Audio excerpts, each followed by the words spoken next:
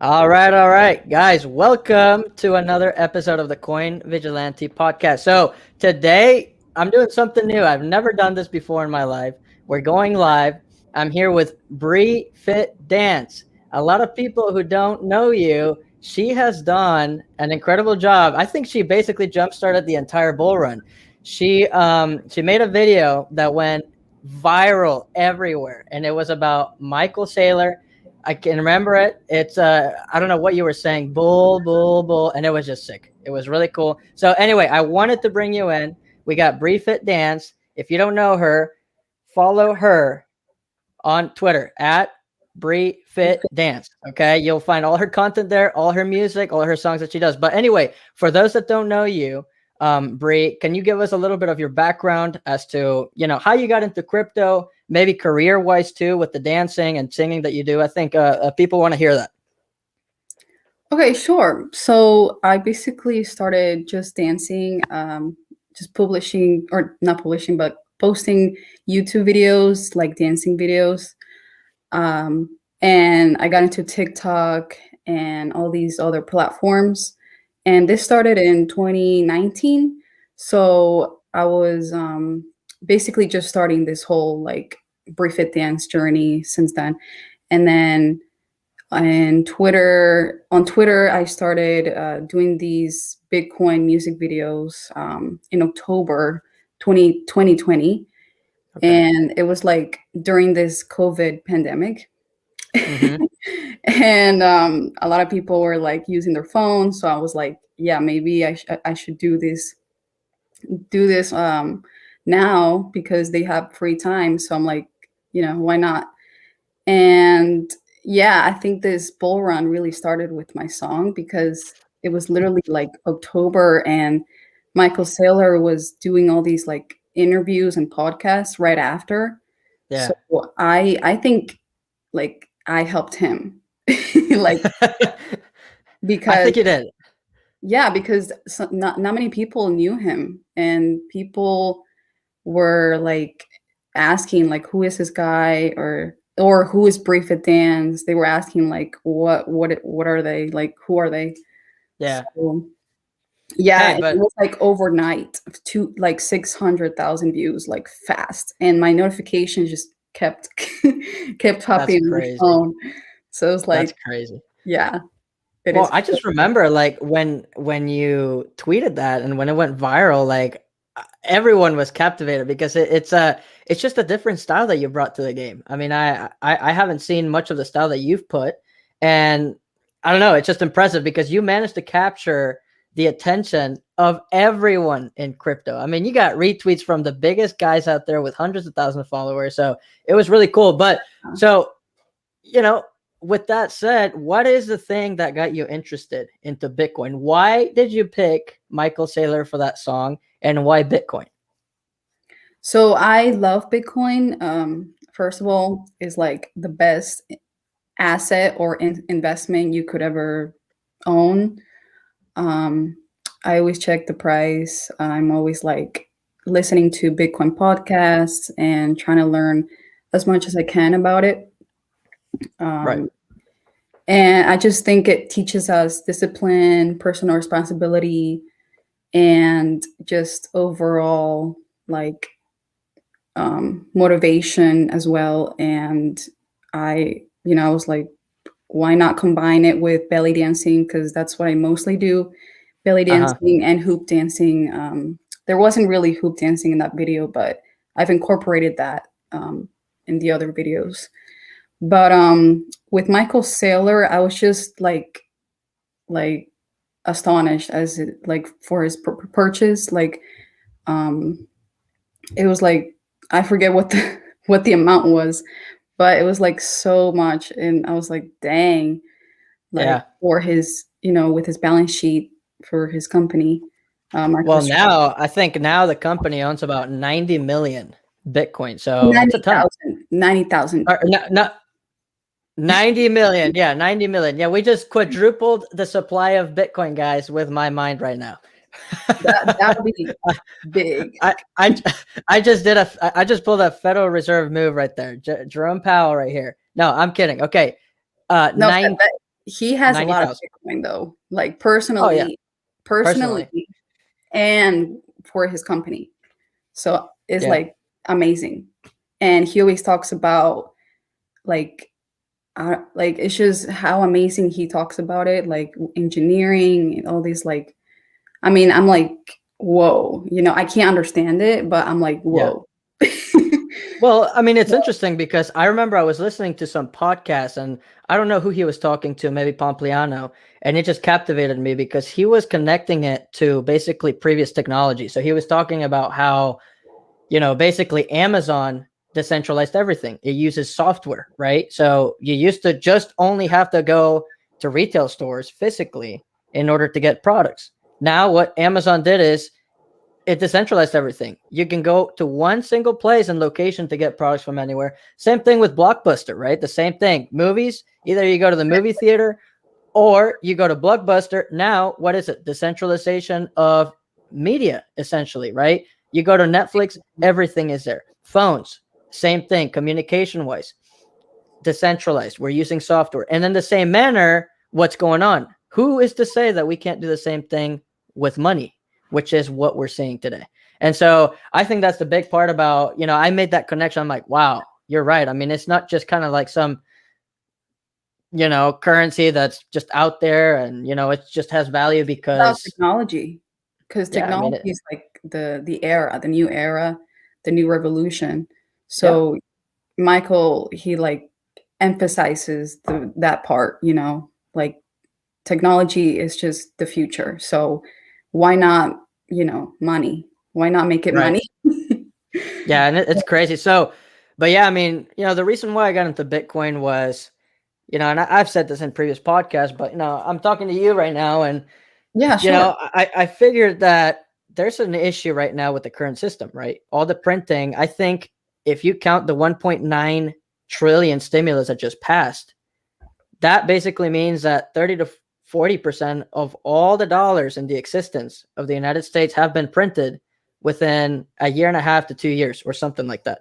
So that's crazy because that means that 40% of that money came out of nowhere, right? And so They just keep look, printing money. they keep printing money. And so what that means is when they print that money, we're seeing the inflation of assets, right? So if you look at real estate, I'm getting a house with my fiance right now. We had to pay top dollar for it, right? And so it's unbelievable because people are getting priced out. Young guys like me and my fiance, we're getting priced out, and especially people with low income and people that have their income and it's not catching up with the inflation. There's a clear issue. And so Yeah, I was everything is like expensive. Everything's just everything's too expensive. expensive. Right. So And so I'm like, well, it's what's just the like solution? Right. And I know. so then Bitcoin comes along. Right. And I know there's a bunch of like coins out there. There's Litecoin, which I'm a big fan of, and, Bitcoin, Ethereum, but Bitcoin is the king and Bitcoin offers a solution to this current system that we have. That's how I got really passionate about this. That's why I'm doing the podcast. And that's why I have you here because look, and listen to this. Look, I'm not an expert. And I just told you this before we went live. I'm not an expert. I'm trying to have a conversation with people that share the same ideals because I don't need to be talking to Michael Saylor or other people to really understand what's going on, right? Here we are, a nobody talking to BriFitDance about Bitcoin, having a conversation and trying to teach others about this because we can do it, right? And so Yeah, and I that's also why I'm think so passionate.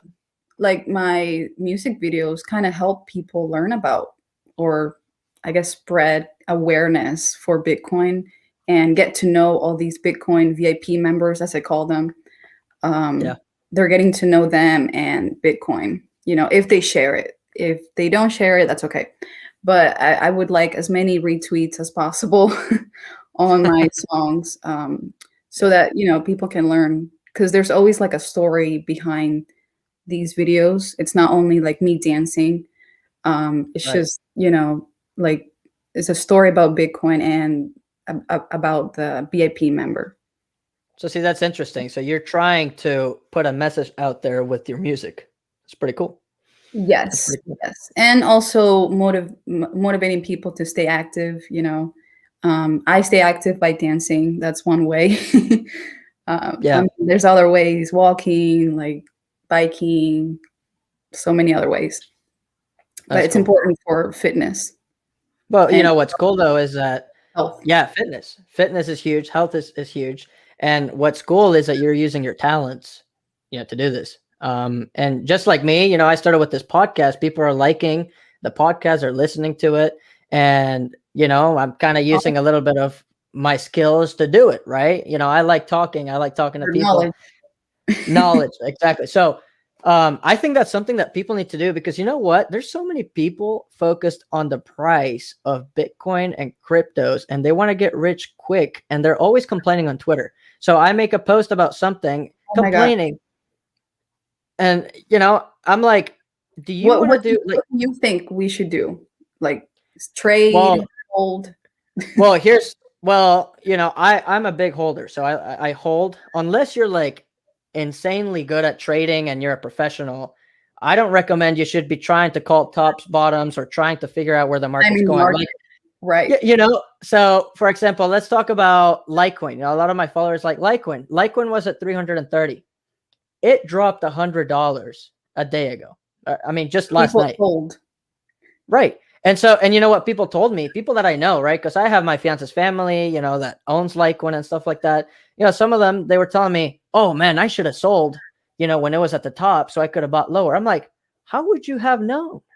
I don't Exactly. even know. And Exactly. half the traders that have 100,000 followers and have previous experience doing this, they didn't even know. No one can pull the trigger like that. And so what I tell Unless people is, unless they don't know the future and they have like a magic ball, but most and people don't.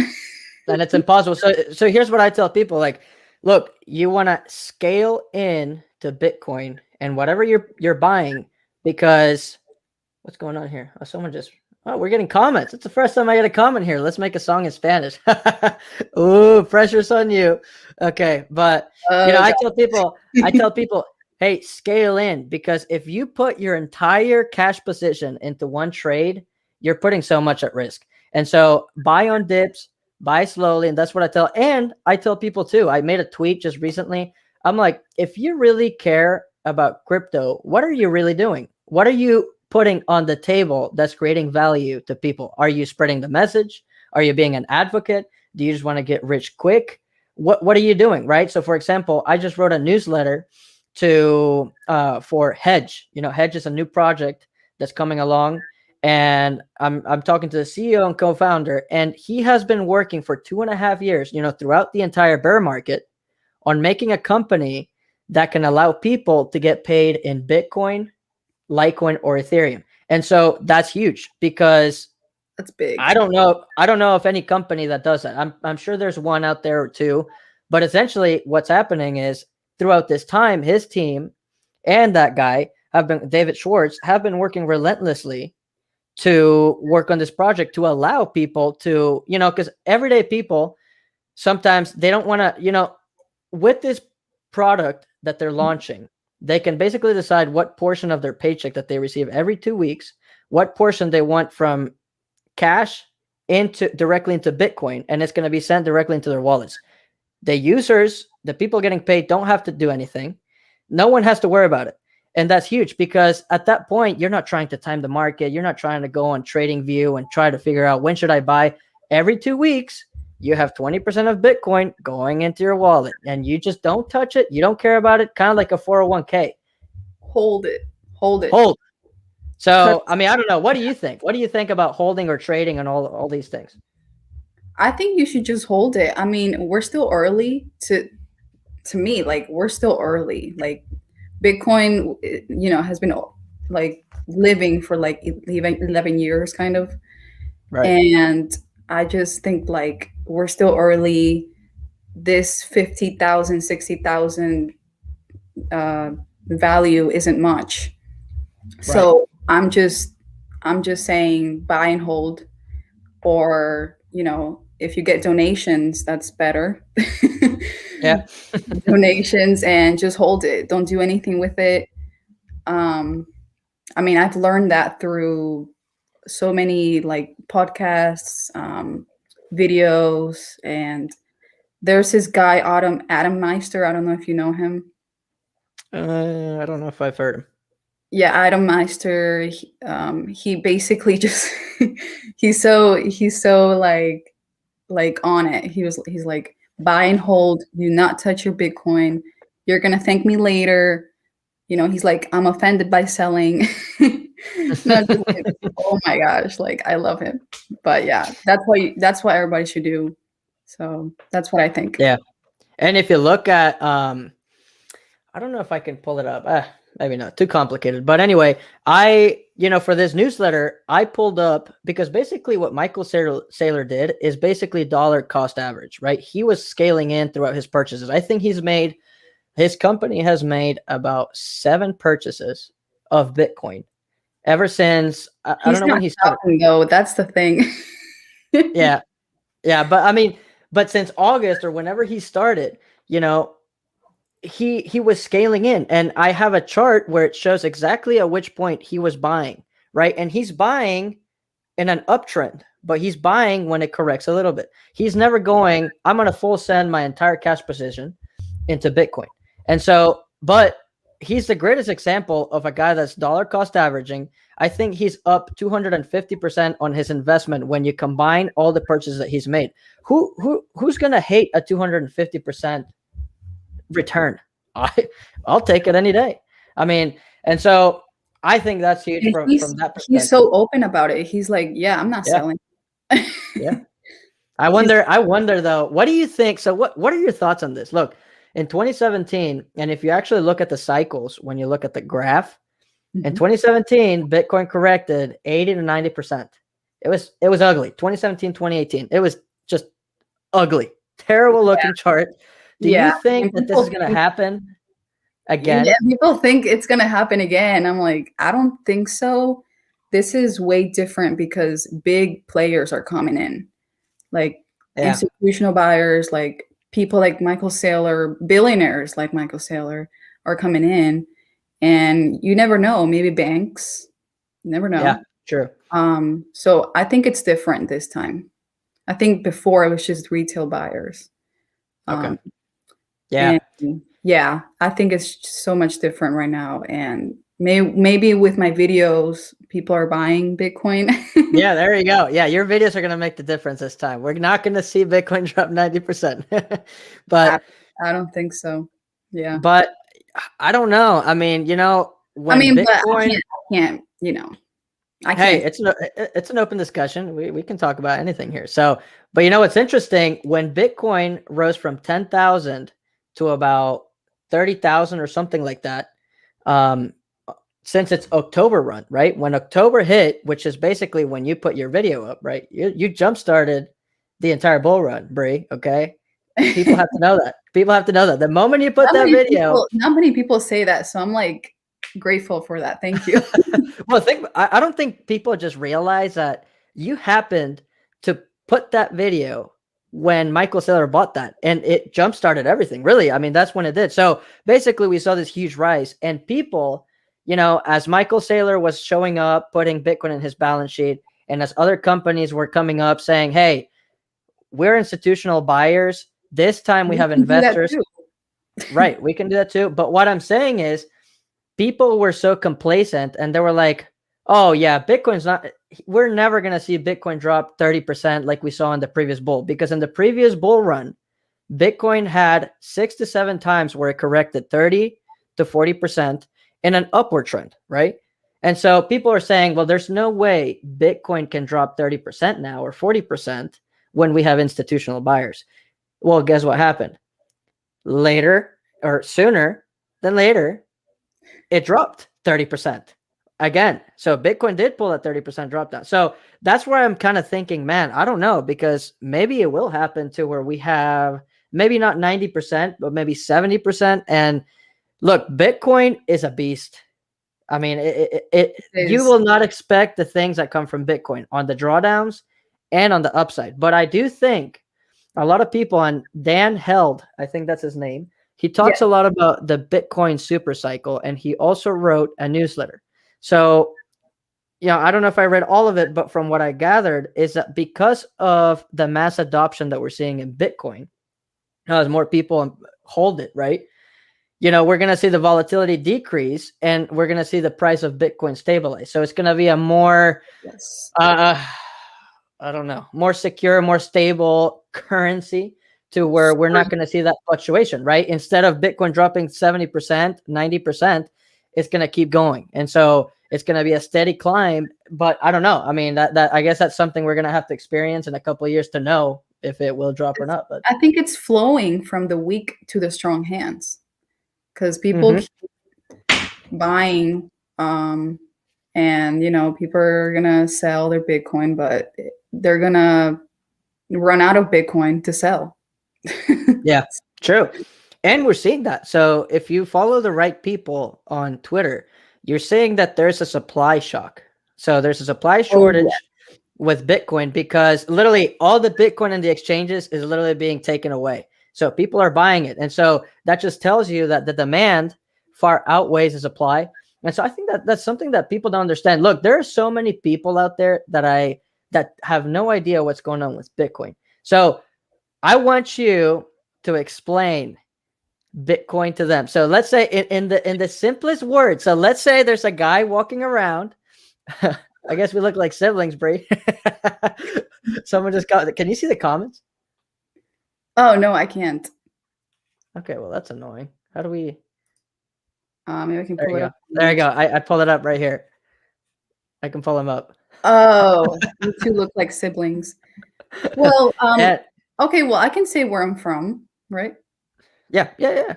So I'm from Ecuador, and I came here when I was 9 years old.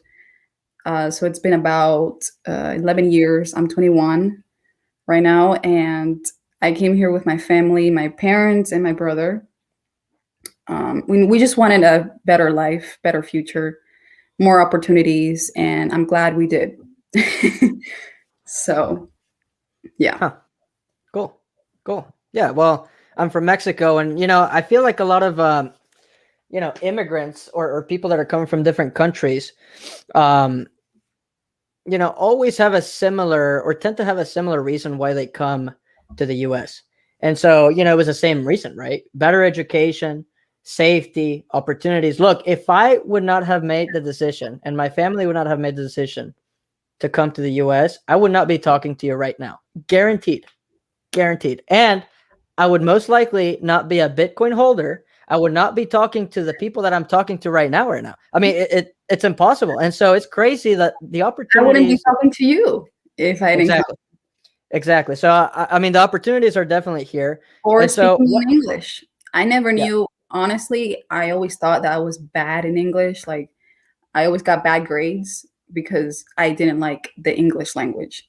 So in my Catholic school, we always, had to get like super good grades. And yeah, I would get the report card saying like, why are you not doing it good in English? Like, what the heck?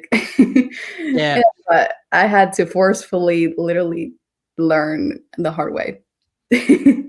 yeah. So But I'm glad.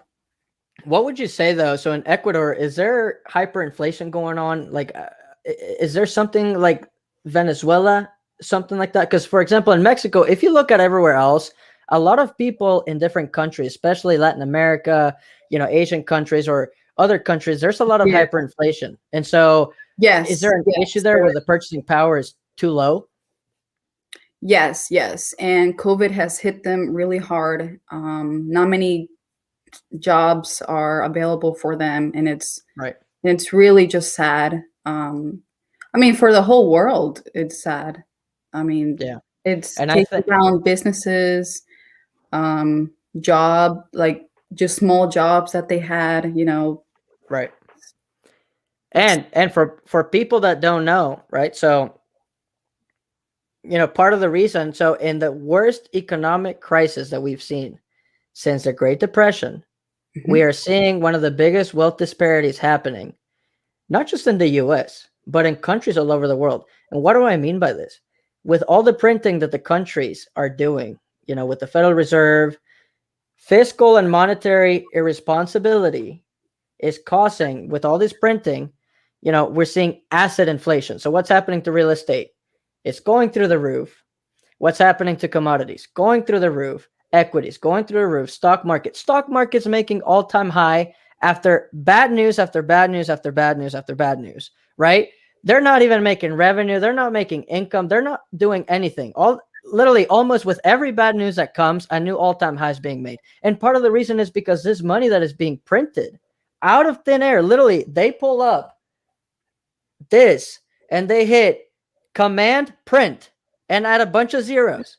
And it's just printed out of thin air. I mean, it's a joke. And so what I'm trying to say is that the only exit to this is Bitcoin. It is open source protocol, which is what Bitcoin is, and cryptocurrencies. They cannot totally agree. Yep. Yeah, I mean, they cannot tamper with the 21 million Bitcoin, not the 90 million Bitcoin that I printed out of my mind. But it's fixed. Fixed supply. It's a fixed supply. And the altcoins, they're not limited like that. So yeah, I'm always thinking, hey, Bitcoin, if Bitcoin is limited, then just stick to it. Right. And so, I mean, to me, it's just the escape. People don't realize it though. So like when I tell them, hey, Bitcoin is the real thing. Like here's a reason why Bitcoin is going to be good and it's going to be good for you. They don't get it. And I had a previous conversation with John Kim and Bitcoin Ban, and I was talking to them, and I'm like, what's it going to take for people to understand that when shit hits the fan, they're going to be needing Bitcoin, right? I mean, you know who gets it? Eventually, slowly, people were. But you know who understands it? Venezuela. People in Venezuela and people that are, what they're doing in Venezuela? They're burning their cash to keep themselves warm. That's how worthless their cash is. They're using it basically as lumber to keep a fire up to keep their house warm. And that happened because of hyperinflation. The government printed trillions away out of thin air. It was completely ridiculous. And so, you know what they're doing now? They are using Bitcoin. They're using Litecoin. They're using Dash. They're using cryptocurrencies that they can send without government control, without government overseeing their transactions. That's what I love about it. It's decentralized money. No need for government. No need for all these third parties. So yeah, I love it. Yeah. So what would you say are the top 3 things that Bitcoin offers? So the top 3 things that you say, man, Bitcoin is the best because of this. Best storage value, of value, best investment, and best, let's see, I don't know. I mean, those are 2 main ones that I can think of. I would just say, I mean, you did say it. I mean, finite supply. I mean, the 21 million Bitcoin, I think that's where it goes for me. To me, it's the finite supply. No one can mess with it. Look, I'm pissed at the government, the Federal Reserve. This is my thesis. No one can control the Bitcoin supply.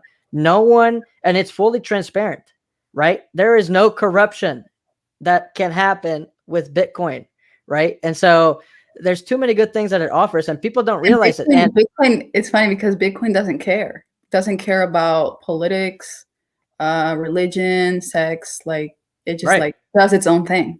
Yeah, and exactly. And you know what the U.S. can do to the rest of the world, because the U.S. has the world reserve currency, which is the dollar. They can tell any country, if we don't like them, we can put sanctions on them and tell them, hey, I mean, we can do anything because we have the world reserve currency. With Bitcoin, you cannot do that. It basically brings a level playing field for everyone, where the rules are the rules and no one can change them. So the U.S. can change the rules because they have, one, the biggest army out there. So when it comes to anything, if you don't like it, we're going to show up and knock at your door. 2, we have the world reserve currency, so we can do anything because everyone needs dollars. And 3, we're the most powerful country. But then Bitcoin changes everything. It's just beautiful. I mean, when I think about it, it blows my mind. Oh yes, I totally agree. So I'm gonna keep on doing these videos, but the Bitcoin VIP music videos are gonna be 21, just honoring the fact that Bitcoin will be 21, will ever be 21 million. Yeah. So, but not 21 million songs. That would be. I don't think I would die doing that. So what would you say? So what's your favorite song so far that you've done? My favorite song, I guess For just the bit first one, Michael Saylor. the Michael Saylor. That's too good. What's your next one gonna be on? Do you know yet? Or is it top secret? I don't know. Should I say it? Well, it's gonna be about. I guess I could. Okay, it's gonna be about. You don't have to. Don't feel pressured. I can. I can. Max's All right. wife. Okay. All right. So Stacey Herbert, right? Yes. There you Boom. All right. Hey, maybe we can make this the commercial video for the And post it's that I'm gonna gonna be do different this Twitter. time because I'm actually like rapping. I'm actually talking fast. I mean, in the videos, I'm like, I guess I don't know if it's rapping or not, but I'm like singing in a way. But with this one, I'm like actually rapping and talking fast, and with a good beat, like a really good beat. So I think it's gonna be great. So Okay. stay Hey, tuned.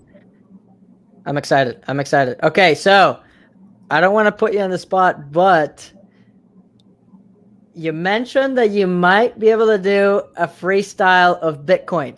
It doesn't have to be 30 seconds, whatever. You go as far as you can go. Do you want to do it? Yes, but Okay. it's I think it's gonna be a short one. Okay, that's fine. That's fine. We're all happy to see it. Let's go. All right, whenever you want. All right. Monday fun day, a Bitcoin play day with Carlos in his heyday. April 2021, and Carlos is the one. Bull, bull, bull.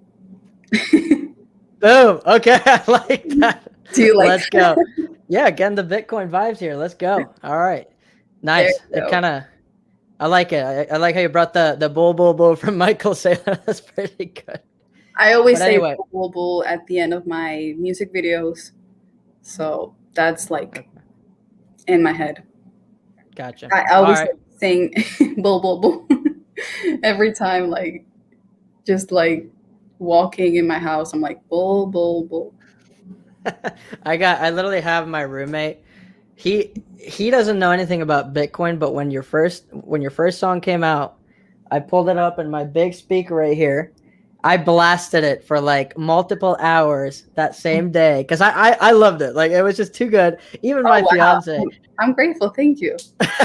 even my fiance was listening to it. Literally, she just randomly says, "Sailor, boo, boo, boo," and I mean, you're hitting corners of the world that don't even have any clue about Bitcoin, and they've heard it and they know it. So you are reaching a lot of good people. But look, what I want people to take away Amazing. from this podcast too is that you don't, like, for example, me, I'm a nobody, but I'm doing this and I'm talking to people and I'm spreading the good news about Bitcoin, about decentralization, right? So I'm using the skills that I have, and whatever I have on hand in order to push for the revolution, which is Bitcoin, right? So we're using our passion, we're using what we got, our skills, in order to do this, and just like BriFitDance is Same with doing, me. right? Same with me. Same. Right. I mean, she's using her passion with dancing, singing to spread the message. And look, you got to start somewhere. You don't want to wait for that perfect day to be the best prepared to be able to start doing this. Start with little things. Start doing it now. And The also more people. you gotta start young, because when you're like older and you have kids and you have, a full-time job, you won't have time to like do all of this that you want to do. You know what I mean? So I think when you want to do something in life, you got to start like young. Yeah. So yeah, and learn as much as you can and just work as much as you can. Work, Yep. I learn, agree. and play, relax a little bit. I'm in full agreement, and I just think people need to get involved. And look, I understand you're saying, hey, starting young is good, but hey, any age right now, you like Bitcoin, Oh come yeah, out here, become part of the family, and spread the definitely. message. We're here to do it. And we love what we're doing. But anyway, to wrap this up, Bri, I'm going to give you some rapid fire questions. Okay. So before I end the podcast that I'm doing, I normally ask, what I'm going to do is this. I'm going to say a phrase or a word, and you have to respond with the first word that comes into your mind about whatever I'm telling you. Okay. Okay. I'm putting you on the spot. Okay. So first word, Bitcoin. Asset. Peter Schiff. Gold. That's a nice word for him. I've heard a lot of different words when I say Peter Schiff. But anyway, okay. All right. Stock market. High. Hide. High. Oh, hi. Oh, okay. Hi. I'm like, hi. What else? XRP or Ripple. No. All right. Okay. And what is one of your favorite books? I mean, do you have a book or a movie? You have to name something. Book or a movie that has changed your life, or has something meaningful that has changed the way you think about things, life, any of that? I don't think, maybe not for now. Okay. Maybe, I think the Hefner, you know about the Hefner story? Mm-mm. Playboy magazine? No, I don't. Is it bad that I don't know? Well, he created Playboy magazine, Hugh Hefner. Okay. And just watching his documentary really like opened my mind. Okay. So I think, he always worked hard for his mission. He had a vision, Yeah. and he worked as much as he could to make it happen, to make the magazine happen. Okay. So Cool. that's what I go by. Might have to go check it out. But anyway, Bri, thank you for coming to the show. I really enjoyed it, guys. If you don't know, Thank you so who much she, for having me. yeah, no problem. If you don't know who she And is, hodl Bitcoin.